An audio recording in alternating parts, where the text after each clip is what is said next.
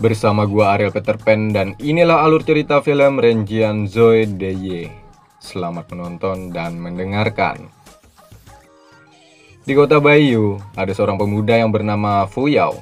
Dirinya menceritakan kepada semua pengunjung kedai tentang asal-usul lahirnya sang pendekar pedang. Tepatnya 30 tahun yang lalu, terjadi sebuah ledakan yang begitu dahsyat. Ledakan itu disebabkan atas hadirnya Raja Iblis untuk menghancurkan makhluk bumi. Namun usaha iblis untuk menghancurkan bumi mengalami sedikit gangguan. Sebab di hadapannya sudah hadir beberapa petinggi dunia, yakni perwakilan dari cendekiawan, Taoisme, dan Buddhis. Ketiga kelompok tersebut bergabung untuk menghancurkan sang iblis. Mereka lah nantinya yang akan menentukan nasib bumi ini.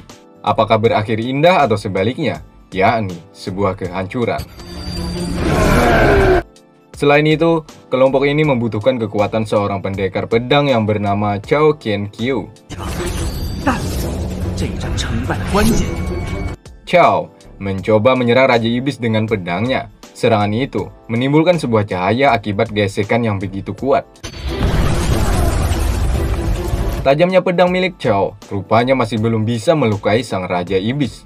Bahkan, hal mengejutkan terjadi. Di sela-sela itu, Raja Iblis mencoba menyerang balik dengan laser apinya. Melihat suasana semakin kacau, seorang cendekiawan mencoba mengeluarkan kekuatannya, yakni sebuah perangkap yang terdiri dari beberapa potongan kayu suci. Hal ini mampu membuat sang raja terkurung dari kayu-kayu tersebut. Sesaat Raja Iblis terkurung, saat itu juga cendekiawan mengaktifkan teleportasinya. Rupanya, hal ini masih belum mampu membuat Raja Iblis goyah. Iblis tersebut malah mampu menghancurkan kayu-kayu ini dengan pedangnya. Seorang Taoisme juga tak ingin kalah. Dirinya mencoba menyerang Raja Iblis. Lemah, mungkin itulah kata yang pas bagi seorang Taoisme. Raja Iblis malah mengamuk sejadi-jadinya. Berupa cahaya besar kembali keluar dari dalam dirinya. Hal ini membuat keempat orang pahlawan bumi mulai panik. Chao dari ketinggian, setelah melihat hal ini, dirinya mencoba menyelamatkan Taoisme dari serangan kilat yang dilancarkan oleh Raja Iblis. Kini, giliran seorang Buddhis yang akan menghadapi Raja Iblis. Buddhis memiliki kekuatan yang luar biasa. Dirinya mampu menghidupkan roh berukuran raksasa. Roh tersebut menuruti setiap gerakan sang Buddhis. Beberapa kali serangan juga mampu dipatahkan Raja Iblis. Bahkan roh tersebut mampu dihancurkan melalui sebuah serangannya.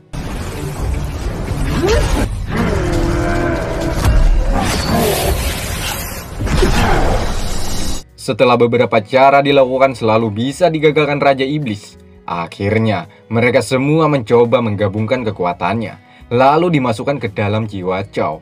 Setelah semua kekuatan terkumpul, Chao langsung menyerang dan terjadi lagi sebuah ledakan yang begitu dahsyat.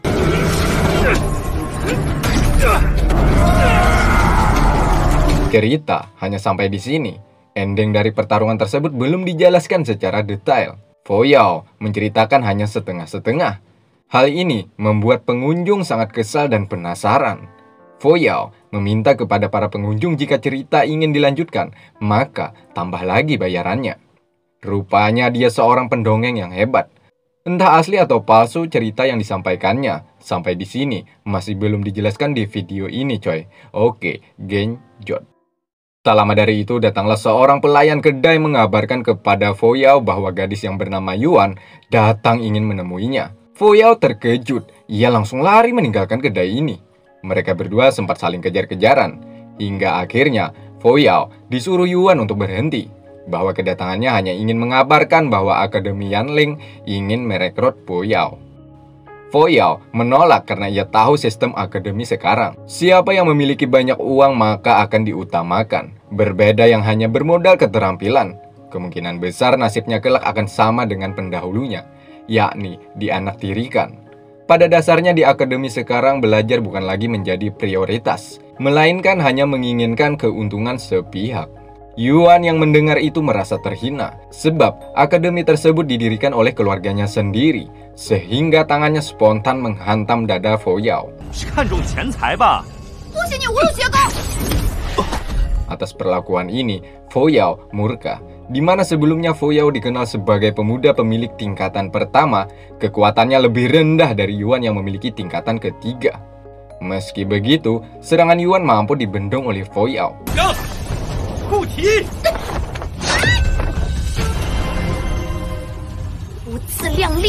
Bahkan, hanya sekali pukul, Yuan terhempas ke dasar sungai. Pukulan tersebut sebenarnya baru pertama kali Foyao gunakan. Meski belum sempurna, hal ini sudah mampu membuat Yuan kalah.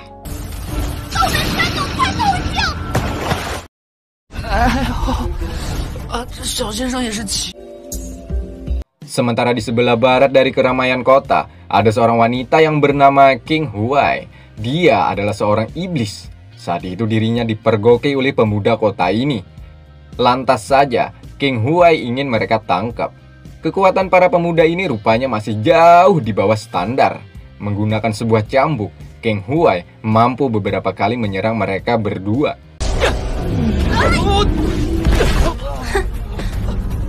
Nah, saat mau menghabisi, datanglah Paman Yanyu. Ya, benar, Paman Yanyu adalah guru dari Akademi Yanling. Menggunakan teleportasi, cambuk milik King Huai ia tancapkan di sebuah dinding. Bahkan, King Huai ia ikat menggunakan teknik kayu suci.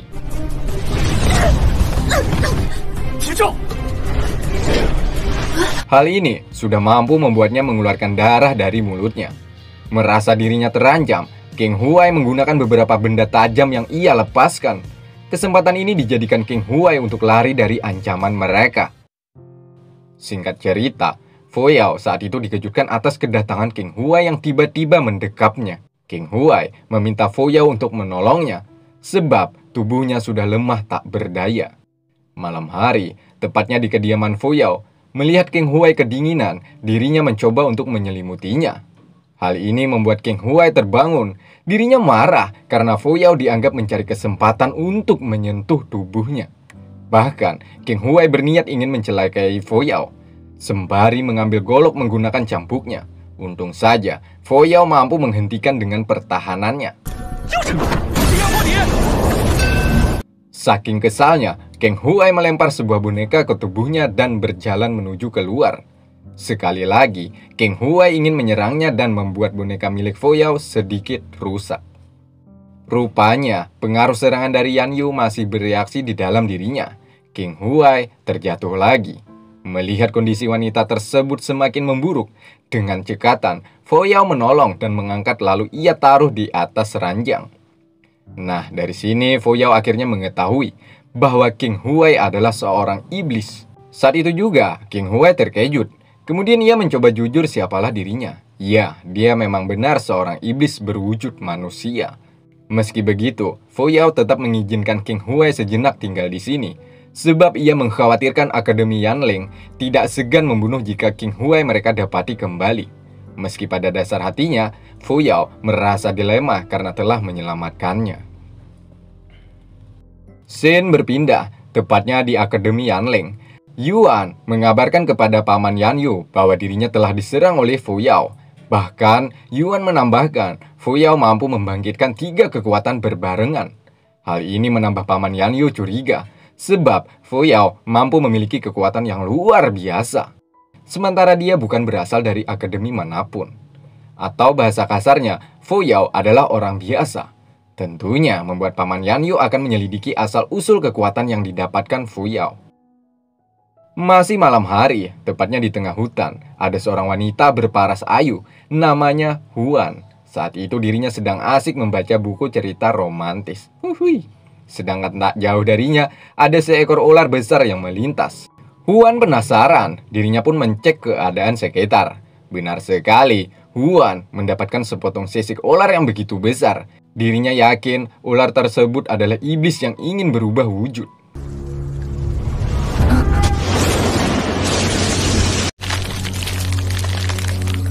Kembali ke tempat Foyao yang membuat dirinya pandai ilmu bela diri. Setiap malam, Foyao berlatih keras. Malam ini dirinya mencoba melakukan kekuatan Tega Teknik Kono yang ia sebutkan di dalam cerita sebelumnya, yakni kekuatan cahaya emas Buddhis, api putih cendekiawan, dan terakhir aura ungu Taoisme. Namun sayang tubuhnya masih lemah untuk menahan beban yang dikeluarkan dari ketiga kekuatan tersebut. Hal ini membuatnya mengeluarkan darah dari mulutnya. Sementara di tengah hutan, ada dua orang misterius yang masih belum diketahui asal-usulnya. Ada Tuan Bai dan Chen Sheng. Terlihat mereka sedang berburu ikan. Karena merasa dipermainkan oleh ikan-ikan di sini, membuat Chen Sheng mulai muak. Sehingga dirinya menggunakan kekuatannya untuk menangkap semua ikan yang ada di sini. Menggunakan sebilah pedang, Chen Sheng mampu memberikan sebuah kejutan untuk ikan-ikan di sini. Dengarkan. Setelah melihat Fu Yao terbaring tidur, King Huai merasa menyesal karena sebelumnya telah membentaknya. Ia pun berniat akan memperbaiki boneka yang sempat ia rusakkan. Pagi harinya, layaknya seorang kekasih, Fu Yao menyiapkan makanan dan minuman untuk diberikan kepada King Huai. Saat itu, ia membawakan seekor ikan putih untuk disajikan kepada wanita iblis tersebut. Di sini, Fu Yao juga merasakan sebuah kebahagiaan setelah melihat King Huai telah memperbaiki boneka kesayangannya. Selain itu, ia juga merasa senang karena keadaan King Huai mulai membaik. Kemudian King Huai meminta kepada Fu Yao untuk mencarikan rumput embun. Rumput tersebut dipercaya sebagai obat untuk kesembuhan King Huai. Baru kali ini, Fu Yao mendengar nama rumput tersebut. King Huai pun menggambarkan secara rinci ciri-ciri rumput tersebut melalui sebuah kertas. Bentuknya seperti ulat besar dan memiliki setangkai bunga di atasnya. Sepertinya, Fu Yao pernah melihat rumput tersebut di sebuah bukit yang tak jauh dari tempat tinggalnya. Ia pun dengan cepat mendatangi ke TKP. Di sini Fu Yao berhasil menemukan rumput yang dimaksud. Namun ia dikejutkan dengan suara teriakan seorang wanita yang sedang menjerit meminta tolong. Ya, dia adalah Huan. Dirinya berteriak sejadi-jadinya sembari mengatakan ada seorang perampok yang ingin menyetubuhinya. Lantas saja membuat rasa kemanusiaan Fu Yao bergetar ingin menolongnya.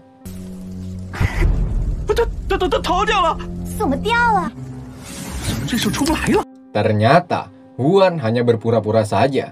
Dirinya sengaja melakukan hal ini agar penduduk sekitar menghampirinya. Ya, Huan adalah seorang iblis rubah. Saat ini dirinya mulai kelaparan dan ingin memangsa Fu Yao. Sial, di saat suasana sangat genting, aura kekuatan Fu Yao tak kunjung berfungsi. Sambil menunggu kekuatannya kembali lagi, Fu Yao mengajak Huan berdiskusi manja. Bahkan ia bersedia menyerahkan lehernya untuk digigit Huan. Sesaat hampir tergigit, sedangkan kekuatannya belum juga hadir, Fu Yao mencari cara dengan mengatakan bahwa di sebelah selatan segerombolan penduduk menuju ke arah sini. Mendengar itu, Huan sangat senang dan ia melepaskan Fu Yao karena ia yakin akan mendapatkan banyak mangsa lagi. Hal ini dijadikan Fu Yao untuk lari menyelamatkan diri. Huan pun akhirnya sadar bahwa Fu Yao telah membohonginya dan langsung mengejarnya. Di sini kekuatannya masih belum juga muncul ke dalam tubuhnya. Beberapa kali Fu Yao mencoba dan terus mencoba. Atas ulahnya seperti itu, Huan semakin marah kepada Fu Yao. Ia pun kembali mengejarnya. Di sini, Fu Yao sempat menutupi pandangannya dengan secarik kertas. Sehingga Huan kehilangan kendali dan Fu Yao akhirnya terus lari berharap dirinya akan selamat. Sial, mungkin itu kata yang pas untuk Fu Yao. Dirinya malah terjatuh ke sebuah jurang.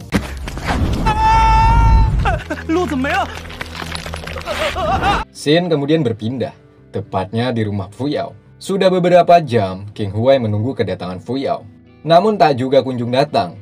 Hal ini membuat King Huai mulai merasakan lapar. Dirinya pun melihat seekor ayam dan berencana ingin menyantapnya. Meski sebelumnya, Fu Yao telah memperingatkan, jangan sesekali mengganggu apalagi memangsa hewan kesayangan Fu Yao. King Huai hanya menghiraukannya. Ia pun mengejar ayam tersebut.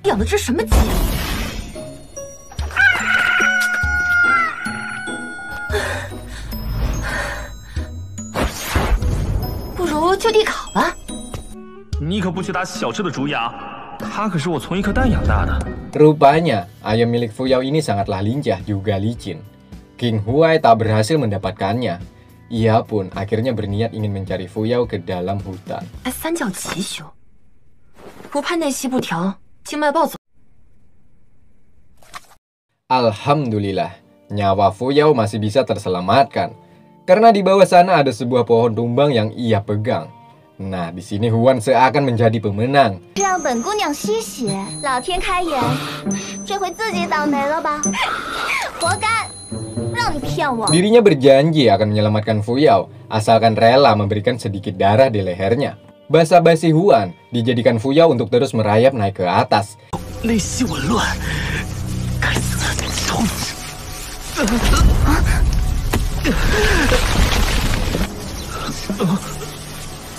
Dan berhasil, Fuyao telah berhasil mendekap Huan. Disinilah kekuatan Fuyao telah kembali. Bahkan dirinya tak bisa lagi mengontrol emosinya. 你是修士，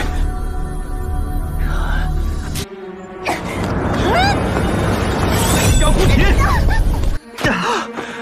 可算上来了。 Aura tubuhnya mengeluarkan cahaya kuning. Bahkan saking seremnya, benda-benda di sekitar hancur atas teriakannya yang begitu dahsyat.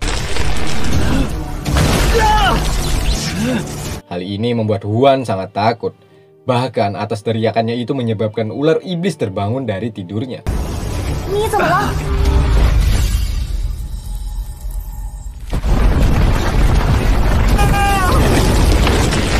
Huan sempat pingsan, kemudian ia terbangun kembali setelah melihat Fuyao mengamuk. Saat ini, Fuyao tak bisa lagi mengontrol tubuhnya. Dengan beringas, Fuyao menghancurkan benda yang ada di hadapannya.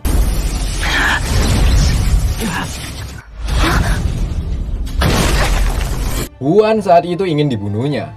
Lalu, tangannya ia hantamkan ke arah Huan. Kekacauan ini juga telah sampai ke telinga dua orang misterius yang masih memancing ikan, Tuan Bai khususnya. Dirinya merasakan aura yang begitu dahsyat telah keluar. Fuyao, matanya berwarna merah, menandakan bahwa dia bukanlah Fuyao yang seperti kita kenal. Apapun yang ada di hadapannya ia hancurkan. Kekuatannya saat ini 10 kali lipat lebih kuat dari sebelumnya.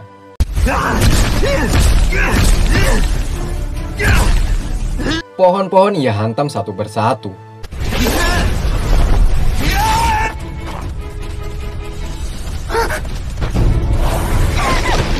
Kini, nyawa Huan sepertinya tak ada lagi harapan untuk selamat. Fuyao telah melepaskan sebuah pukulannya. Alhamdulillah, saat itulah King Huai datang lalu menangkap tangannya menggunakan cambuknya. Hal ini membuat Fuyao marah. King Huai ia hempaskan ke batang pohon dan sambil menerkamnya. 这样下去，他肯定暴毙了。喂，不认识我了？ King Huai yang melihat Fuyao seperti ini, jika dibiarkan auranya semakin meningkat dan bisa mengakibatkan kematian baginya. Akhirnya, ia memutuskan menyerang Fuyao. Hanya sekali serang menggunakan benda tajam. Hal tersebut sudah mampu membuat Fuyao jatuh terbaring. 不管了，试试吧。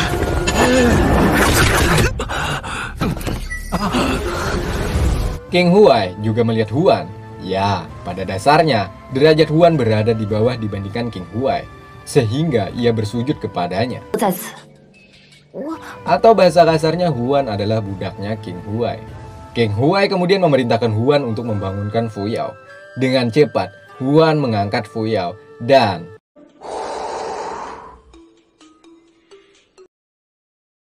Ceret, nungguin ya. Fuyao akhirnya kembali sadar. Keadaannya kembali normal seperti sedia kala. Mereka bertiga pun melanjutkan perjalanan menuju pulang. Nah, saat di jalan, tiba-tiba seekor ular putih muncul. 我快饿死了。 好好， Ular ini adalah iblis, sekaligus paman dari King Huai. Namun keadaan ular tersebut masih berada di luar kendali. Menurut King Huai, karena setiap ular yang berganti sisik akan kehilangan kesadaran. Mereka pun memutuskan untuk lari menyelamatkan diri dari kejaran ular tersebut. Kembali ke tempat dua orang misterius, Chen Sheng mendapatkan sebuah kekuatan dari seekor ikan, di mana ikan tersebut mampu berubah jadi sebilah pedang.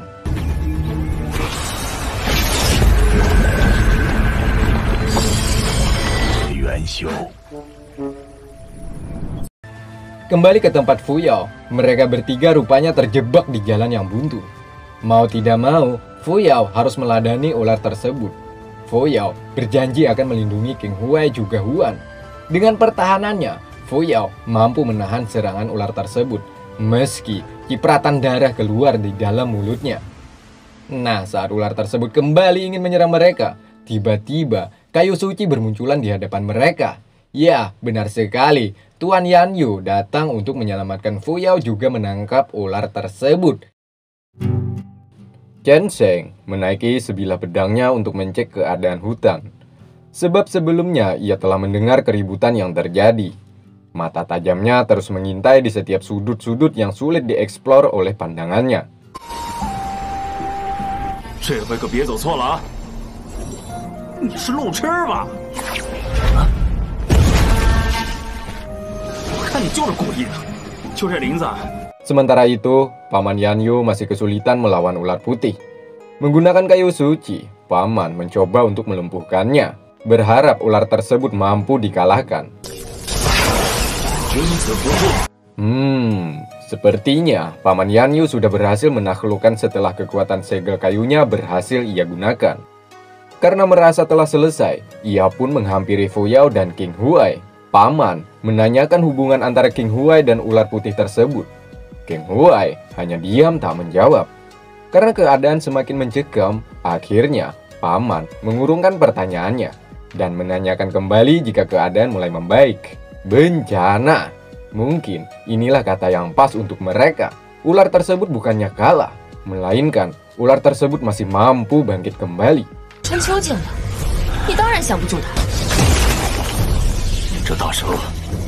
Sampai sini kita akan mengetahui kekuatan ular tersebut berada satu tingkat lebih tinggi dibandingkan kekuatan milik Paman Yanyu. Pantas saja ya kan, ular masih mampu bangkit kembali. Genjo.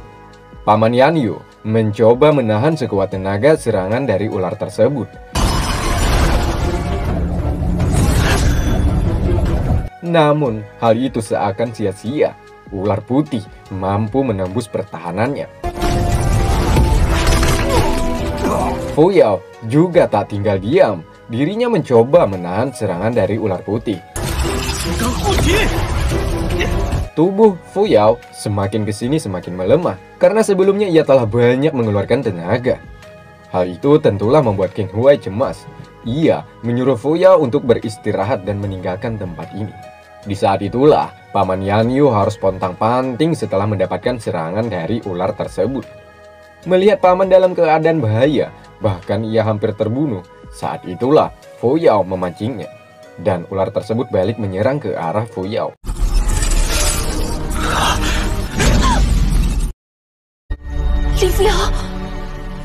King Huai saat itu hanya melihat cipratan darah yang berlalu di depannya. Alhamdulillah, nyawa Fuyao selamat berkat bantuan Chen Sheng. Dengan pedangnya, Chen Sheng mampu memenggal kepala ular tersebut.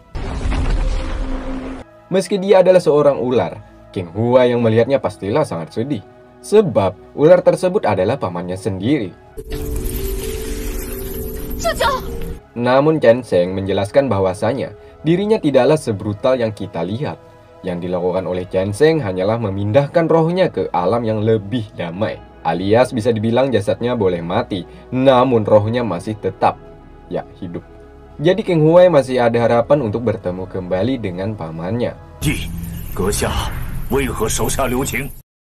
Mendengar itu, Paman Yanyu merasa kesal. Karena selayaknya seorang iblis harus dibunuh. Bukan itu. Chen Sheng bukanlah sejahat itu. Karena pada dasarnya, membunuh iblis bukanlah tugasnya. Sembari melihat keadaan Fuyao. Nah, di sini, Chen Sheng setelah melihat isi jiwa Fuyao. Ya, Fuyao memiliki 3 kekuatan ras iblis.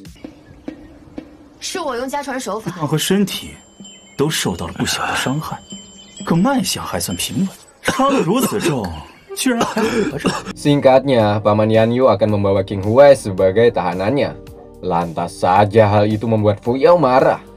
Ia menolak jika Paman Yanyu berani membawa King Huai, maka harus berhadapan dengannya. 当年是如何破了规矩对我在，你别想把他带走，秦淮，我要带回学宫。 Yang dilakukan oleh Fu Yao saat ini dianggap telah melanggar aturan akademi. Hahaha, sejuta pelanggaran pun ia akan langgar demi menyelamatkan King Huai. Karena pada dasarnya Fu Yao bukan orang-orang dari akademi. Melihat Fu Yao tetap keras mempertahankan King Huai, akhirnya paman harus mengeluarkan kekuatannya.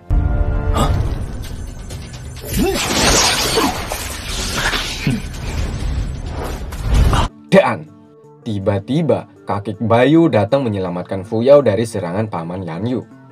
Melihat kedatangan kakek Bayu, King Huai langsung bersujud. Rupanya kakek ini adalah leluhur oleh King Huai. Sampai sini masih belum dijelaskan secara detail hubungan antara King Huai dan kakek Bayu, coy. Genjot. Paman Yan Yu setelah melihat kakek Bayu memperlakukan King Huai dengan manja, ia langsung meminta maaf atas perbuatannya. Karena sebelumnya ia telah berani menyerang King Huai. Ya, Paman Yan Yu dan King Huai memiliki tujuan yang sama, yakni mencari sebuah benda yang bernama token panduan. 急功近利，是你们问也不问便出手劫杀，我出手，我来此地就是为了拿路引。 Hal mengejutkan terjadi. King Huai diberikan token panduan secara cuma-cuma oleh kakek Bayu. Melihat hal itu, membuat Paman Yan Yu dibikin tak berkutik. 他怎么会有路引？莫非？现在我有路引了。晴儿，拿去。路引？ Dirinya sekali lagi memohon ampun dan langsung pergi dari tempat mereka. 错在我。在下就先。 Singkatnya, kakek menyuruh Chen Sheng menyembuhkan luka yang diderita Fu Yao. Berbeda dengan yang lain, Chen Sheng menyembuhkannya dengan cara ekstrem.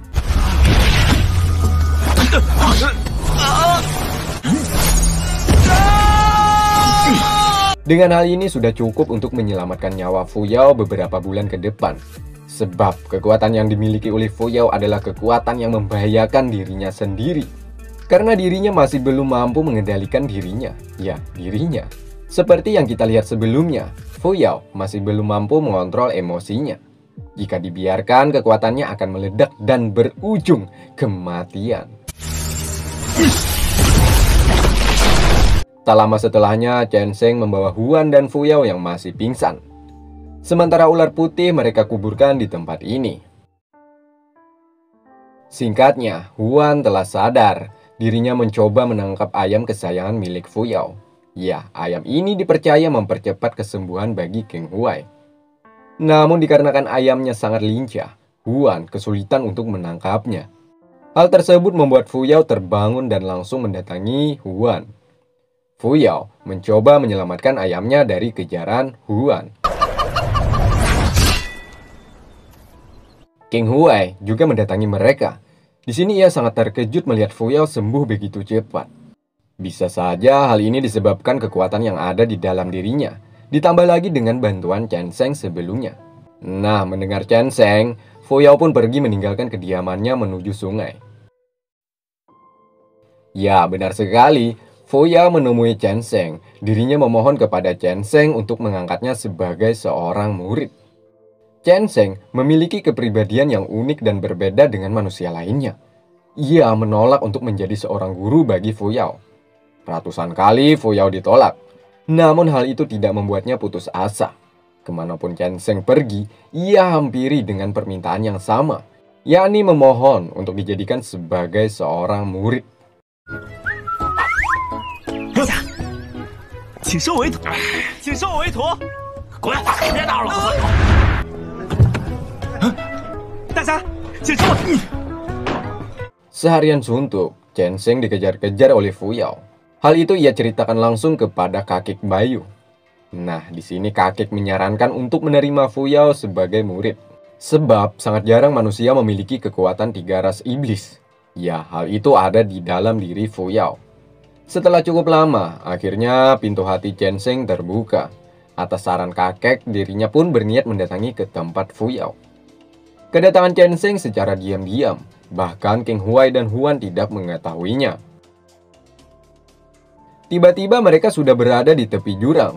Di sini, Fu Yao sangat senang karena merasa dirinya sudah dijadikan murid oleh Chen Sheng. Astagfirullah, apa yang terjadi? Fu Fu Yao ditendang ke dasar jurang hingga jatuh. Setelah mendapatkan sepakan dari Cheng Sheng, Fu Yao harus terjatuh dari ketinggian. Setelah hampir dekat dengan daratan, saat itulah pedang Cheng Sheng datang menahannya. Tapi cuma sebentar. Pedang itu kemudian kembali melepaskan Fu Yao dan Fu Yao kemudian berdiri kembali. Nah, di sini Cheng Sheng menyuruhnya untuk berlari 100 mil tanpa menggunakan kekuatan rasnya. Ya, tujuan Cheng Sheng supaya Fu Yao mampu mengendalikan kekuatan yang ada pada dalam dirinya. Fu Yao pun mencoba untuk melakukannya, yakni berlari sejauh 100 mil tanpa menggunakan energi kekuatannya.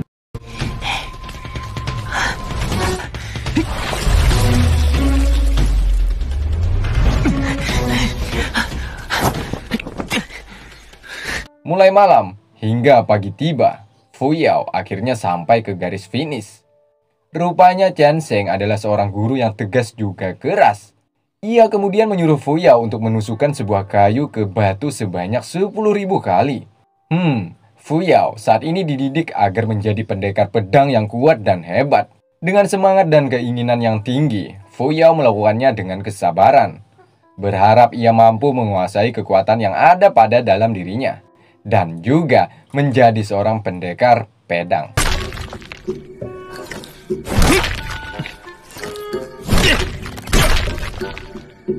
King Huai melihat Fu Yao pontang-panting berlatih, ia merasa tak tega. King Huai menganggap Cheng Sheng melakukan hal ini sengaja, agar Fu Yao secara perlahan-lahan akan mati.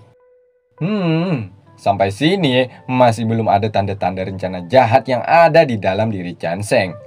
Dirinya menjelaskan kepada King Huai, latihan yang telah dilakukan oleh Fu Yao sangat mustahil untuk bisa dilewati. Tapi hingga saat ini, Fu Yao masih bisa berdiri, meski jatuh lagi. 有些事情本来就不能完成，而是告诉他道理。 Siang malam Fu Yao berlatih keras hingga membuat hati King Huai bergetar untuk mengatakan kepadanya. Ia mengatakan kepada Fu Yao bahwa Cheng Sheng mengajari tidak tulus, alias hanya main-main saja. Fu Yao yang mendengar itu, dirinya hanya menghiraukan dan terus memperagakan gerakan pendekar pedang. Tak lama dari itu datanglah Cheng Sheng ke hadapan mereka semua. Setelah melihat usaha keras, memang benar Fu Yao telah sungguh-sungguh. Dirinya pun membocorkan teknik dasar untuk menjadi pendekar pedang. Pertama nalar, pikiran, dan terakhir energi pedang. 神为心神合一，汇聚散于各处的剑气，为找到本心，触发剑气。 Nalar bisa dibilang sumber pencari titik hati agar bisa memicu kekuatan energi pedang. Ketenangan untuk menyatukan hati dan pikiran agar nantinya saat menghadapi lawan tidak panik. Sementara yang terakhir energi pedang, yakni mengumpulkan seluruh kekuatan di satu titik. Setelah menjelaskan 3 hal penting itu, Cheng Sheng berharap kepada Fu Yao agar ia tidak menyia-nyiakan ilmu yang ia telah berikan. 剑气一出，横扫八荒。本帅啦，下次明白了吗？你给我用点。 Selain itu, Cheng Sheng menanyakan kepada Fu Yao atas dasar apa sehingga ingin belajar ilmu pedang. Fu Yao menjawab karena pendekar pedang memiliki sebuah kebebasan. Ditambah lagi sebelumnya, Fu Yao telah melihat kehebatan Cheng Sheng yang mampu membelah kepala ular hanya sekali tebas.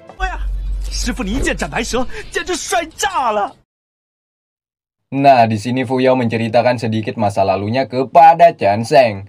Tepatnya saat usia Fu Yao masih 6 tahun, dirinya dikucilkan oleh akademi sebab ia tidak bisa bergabung dengan mereka. Niat hati Fu Yao sebenarnya ingin berada di akademi. Tapi dikarenakan setiap peserta yang ingin bergabung dengan akademi tersebut harus membayar 10.000 tel emas. Fu Yao tak bisa membayar karena ia bisa dibilang orang yang berada. Nah, saat ia merenungi nasibnya, sesosok kakek bayu datang menghampiri dan membawanya ke kota ini.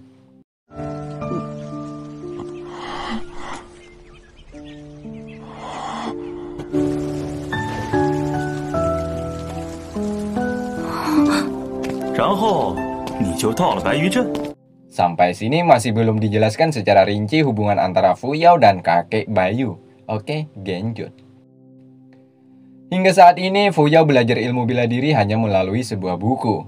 Selain itu, ia juga pernah membaca sejarah 3 ras, ditambah 1 orang pendekar pedang yang mampu mengalahkan Raja Iblis. Itulah alasan terbesar mengapa Fu Yao ingin menjadi pendekar pedang. King Huai merasa terzolimi dan langsung menyerang ke arah mereka berdua. 那牛妖王并无作恶。剑仙朝清秋。 Ya, karena King Huai berasal dari ras iblis, sehingga membuatnya merasa gimana gitu. Kenapa para iblis selalu diburu oleh manusia ya kan? Mereka berdua pun langsung pergi meninggalkan King Huai dan Huan. Sementara King Huai sepertinya ia masih kesal atas perbuatan Cheng Sheng. 易随意，这小丫头脾气真不要变强。傻徒弟啊！ Saat menuju ke tempat latihan yang akan diberikan kepadanya, Fu Yao menanyakan kepada Cheng Sheng berapa lama ia berlatih hingga menjadi pendekar pedang. Cheng Sheng hanya butuh 1 tahun untuk menguasai semua teknik. 用剑气试着炼化吧。咱们剑士过了剑气，我也没什么办法，只能走一步看一步。 Jadi menarik, kita tunggu, Cok. Butuh berapa lama Fu Yao agar bisa menguasai teknik pendekar pedang? Oke, genjot. Di sini Fu Yao dikejutkan dengan kehebatan Cheng Sheng. Hanya menggunakan sebilah kayu, Cheng Sheng mampu membelah batu besar.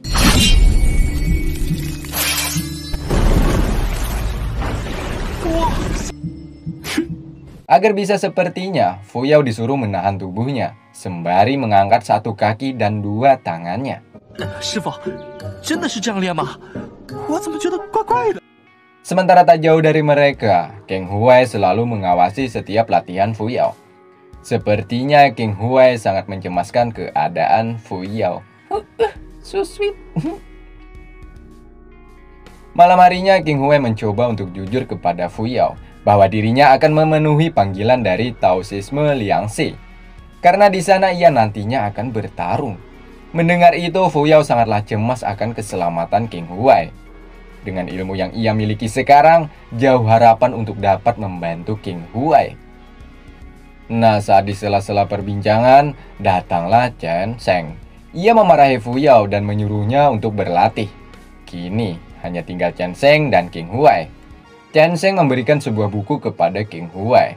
Ya, buku tersebut isinya tentang teknik bela diri. Cheng Sheng meminta King Huai agar suatu saat nanti membantu Fu Yao meningkatkan kualitas bela dirinya. Karena Cheng Sheng tak bisa memastikan untuk terus tinggal di tempat ini. 要让他活着走到。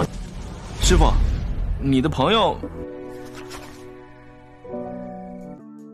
Singkat cerita, Fu Yao mendapatkan ujian yang sesungguhnya, yakni melawan macan putih.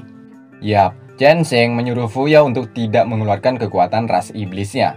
Tujuan ini agar Fu Yao dapat mengendalikan kekuatannya. Sebab jika kekuatan ras tersebut dikeluarkan, sementara tubuhnya masih belum sempurna untuk menopangnya, maka hal itu tentunya akan membahayakan diri Fu Yao. 都是由心而发，自然而然，水到渠成。这样用蛮力，力气用完你就形同废人，也可能是个。 Dengan kemampuan seadanya, Fu Yao beberapa kali mendapatkan sebuah serangan dari macan putih. Fu Yao mencoba bertahan dan sesekali membalas serangan macan tersebut. Sementara dari ketinggian, Cheng Sheng selalu memberikan arahan agar Fu Yao dapat menyelesaikan tugas ini dengan baik.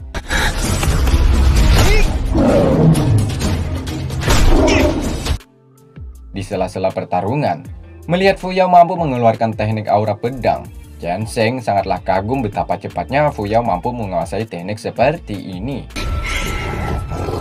Tapi, semua itu masih tidaklah sempurna. Macan putih tak merasakan efek dari serangan Fu Yao. Bahkan, Fu Yao harus mendapatkan serangan darinya. Nah, di sini, Fu Yao tak dapat mengontrol emosinya. Dirinya mengeluarkan kekuatan ras iblis. Hal ini membuat macan tambah marah. Sedangkan Cheng Sheng juga marah kepada Fu Yao karena telah melanggar aturan bertarung ini. Macan putih bersiap untuk menghabisi Fu Yao. Namun Cheng Sheng menghentikannya. Rupanya, macan putih ini sudah patuh, alias jinak terhadap Cheng Sheng. 班主啊，什么动物都能跟你交流。 Sebab sebelumnya, Chen Sheng juga pernah bertarung saat ujiannya untuk menjadi pendekar pedang. 打了一架，后来就粘上我了。 Tak lama dari itu, mereka merasakan ada seseorang yang datang menghampiri. Benar saja, Fu Yao langsung melepaskan serangannya. Namun kekuatannya masih lemah. Ya, ternyata King Huai dan Huan. Mereka sengaja mendatangi ke tempat ini untuk melihat latihan Fu Yao. Sampai sini, King Huai sudah merasakan kekuatan Fu Yao semakin meningkat. Namun, tenaga yang dilepaskannya masih lemah. Untuk mengetahui lebih dalam seberapa kuat Fu Yao setelah berlatih siang dan malam, King Huai mencoba mengajaknya bertarung. Namun Chen Sheng melarang Fu Yao untuk tidak meladeni King Huai. Sebab kekuatan Fu Yao saat ini masih berada di bawah dibandingkan kekuatan yang dimiliki King Huai. 这臭小子才刚踏入修行，打不过你的。要不和我来一场比试？ Singkat cerita, tepatnya siang hari di kediaman Fu Yao, dirinya terus melatih kemampuan yang telah diajarkan oleh Chen Sheng. Di bagian ini, Fu Yao merasa sedikit kesulitan untuk mengendalikan sebuah kayu. Menurutnya, membangkitkan lebih sulit daripada melepaskan energi pedang. 比剑击外放难太多了，控制啊！嘿， Hal itu sangatlah wajar bagi pemula, karena energi pedang melatih fisik juga sebuah kekuatan ledakan. Sedangkan mengendalikan pedang perlu menggunakan tenaga lebih ekstra, yakni membutuhkan dorongan sebuah energi yang mengalir di dalam tubuh. Seperti yang telah dilakukan oleh Chen Sheng saat memenggal kepala ular. Dirinya menggunakan teknik pengendali pedang. 御剑是靠驾驭气劲流转，让你学会掌控剑气，锻炼的是你的体质。 Chen Sheng kemudian menyuruh Fu Yao untuk fokus agar bisa menguasainya dan terlihat lebih keren. King Huai setelah melihat Chen Sheng, dirinya menganggap tujuan Fu Yao hanya untuk keren-kerenan saja. Salah besar. Di balik itu semua, Chen Sheng memiliki sebuah cara agar Fu Yao semakin terampil menguasai teknik tersebut. Sebab itu salah satu dasar awal untuk menjadi pendekar pedang. Tak perlu waktu lama, Fu Yao mampu menguasai teknik pengendali pedang. Kayu sebagai ganti pedang, untuk berlatih langsung ia lepaskan ke arah Chen Sheng. 为手段， Sementara Chen Sheng setelah merasakan kekuatan yang dilepaskan oleh Fu Yao, dirinya menganggap bahwasanya kekuatan Fu Yao masih jauh dengan kata sempurna. Sehingga Fu Yao terus digenjot latihannya oleh Chen Sheng agar bisa berada di titik sempurna. 苍蝇都打不死。继续，师傅，我可以了。 Fu Yao terus melatih kemampuannya. Hingga detik ini kekuatannya memiliki sebuah progres yang begitu luar biasa. Dirinya mampu menancapkan kayu tersebut ke sebuah batu sehingga batu tersebut berlobang. 我可以稳定住剑气了。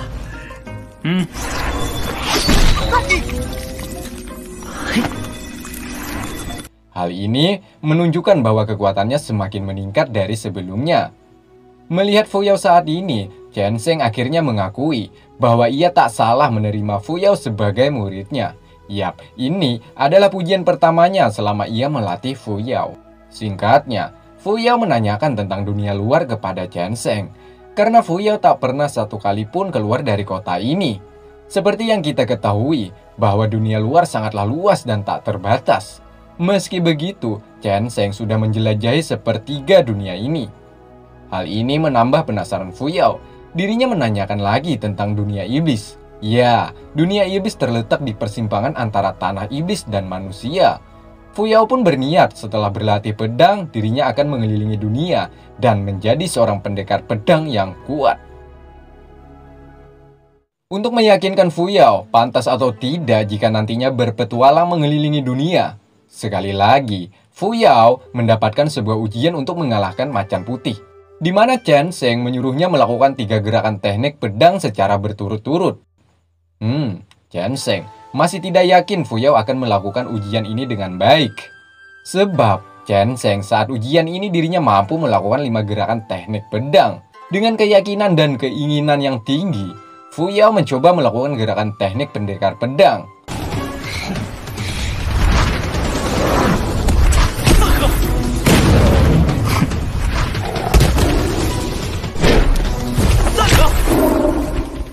Mengejutkan, Fu Fu Yao mampu melakukan 9 gerakan. Sesaat mau melakukan gerakan ke-10, dirinya dihentikan oleh Chen Sheng karena dirinya melihat Fu Yao mulai kehilangan kesadaran. Tidak, Roma, Fu Yao rupanya masih mampu mengendalikan kesadarannya. Atas hal ini, Chen Sheng sangat yakin suatu saat nanti Fu Yao akan menjadi pendekar pedang yang luar biasa. 你已经越过2阶段，直接踏入剑士3段，剑气境巅峰了。我能一起打出9剑，那不是比师傅还厉害？好，好，受了剑气的引导，三教内力可以。 Kemudian Chen Sheng menceritakan kejadian ini kepada kakek Bayu. Sesuai prediksinya, kakek Bayu sudah merasakan bahwa di dalam diri Fu Yao terdapat kekuatan yang begitu langka, sehingga membuatnya untuk mengadopsi dan membawa Fu Yao ke tempat tinggal yang saat ini ia diami. Chen Sheng berniat akan terus melatih Fu Yao, namun hal itu dilarang oleh kakek Bayu karena sebuah takdir. Ya, Fu Yao akan dibiarkan pergi berpetualang untuk mencari sebuah pedang dan berharap mampu menyelamatkan dunia dari serangan para iblis. Ya, karena kakek Bayu juga mengetahui bahwa Fu Yao lah yang ditakdirkan sebagai the next pendekar pedang. Akhirnya, Chen Sheng menuruti keinginan kakek Bayu. Singkatnya, tepatnya di depan halaman rumah. Hari ini adalah hari perpisahan mereka, sebab Fu Yao akan dilepaskan untuk berpetualang mengikuti takdirnya. Saat itu, Chen Sheng kemudian memberikan beberapa tips, yakni jika sampai ke ranah Jiansan, Fu Yao harus berkultivasi ke ranah Sutra Azuri. Lalu Chen Sheng menambahkan, dirinya berharap bisa bertemu Fu Yao di kemudian hari yang sudah bergelar sebagai pendekar pedang, sementara Chen Sheng sudah menjadi dewa pedang. Hal itu dihela oleh Fu Yao, bahwa jika bertemu lagi, dia yang lebih duluan menjadi dewa pedang. 我等着那一天。说不定我会比师傅你先一步成为剑仙呢。 Jadi menarik, di antara guru dan murid, siapa yang duluan akan menjadi dewa pedang? Sampai sini kita mengetahui bahwa Fu Yao berada di ranah tingkat 3, sementara Chen Sheng di ranah tingkat ke-7. 红绫镇仙剑也行。 Scene berpindah, tepatnya di Akademi Yanleng. Di sini ada Yuan dan Paman Yanyu. Gara-gara Fu Yao tak ingin masuk di akademi ini, Akademi Yanleng mulai mengalami penurunan kualitas. Salah satunya dikarenakan banyaknya orang tidak menyukai akademi ini. Sepertinya Paman Yanyu akan terus mencari cara agar Fu Yao dapat bergabung dan membangkitkan lagi akademi ini. Sementara Fu Yao, King Huai dan Huan akhirnya memutuskan meninggalkan tempat ini. Sebelum melanjutkan petualangan, mereka menemui kakek Bayu untuk meminta izin dan restu agar setiap langkah mereka mendapatkan kemudahan.